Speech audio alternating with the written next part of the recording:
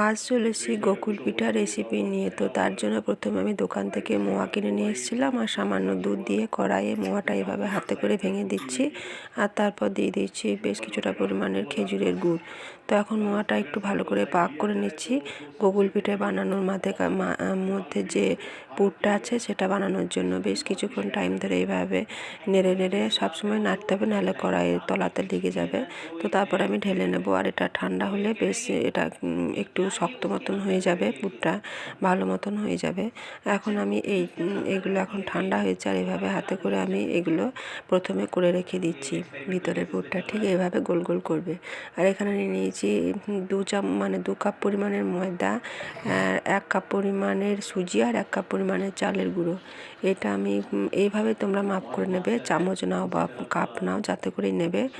2 ভাগ ময়দা, 1 ভাগ সুজি আর 1 ভাগ চালের গুঁড়ি আর দুধ দিয়ে এটা ভালো করে আমি মিশিয়ে নিচ্ছি। আর এখানে আমি একটা রস তৈরি করে নিচ্ছি, দিয়ে দিয়েছি চিনি আর খেজুর গুড়, ওটা দিয়ে একটু পাতলা একটা রস তৈরি করে নিচ্ছি। আর এখন এই ব্যাটারটার মধ্যে দিয়ে দিলাম একটু খাবার সোডা বা বেকিং পাউডার।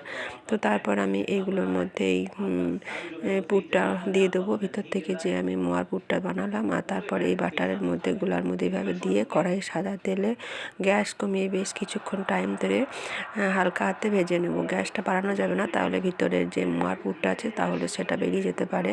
তো গ্যাস কমিয়ে ঠিক এইভাবে আমি যেমন করে করছি এভাবে হালকা আছে বেশ কিছুক্ষণ টাইম ধরে ভেজে নিতে হবে। আর তারপর এটা বেশ লাল লাল মতো ভাজা হয়ে গেলে দিয়ে দিতে হবে গরম রসের মধ্যে। রসটা যেন খুব গরম না হয়, হালকা গরম থাকে। তারপর দেওয়ার পর 5 মিনিট পর এইভাবে উল্টে দিতে হবে এই পাশ ওপাশ করে। তো আমি এক এক করে দেখো সমস্ত পিঠেগুলোই ভেজে নিচ্ছি। খুব সহজে এই পিঠেটা তোমরা বানিয়ে নিতে পারো।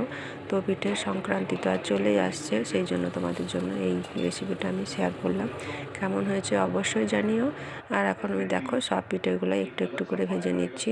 দুর্দান্ত স্বাদের এই পিঠেটা অবশ্যই বানিও আর কেমন হয়েছে আমাকে জানিয়ে দেখো।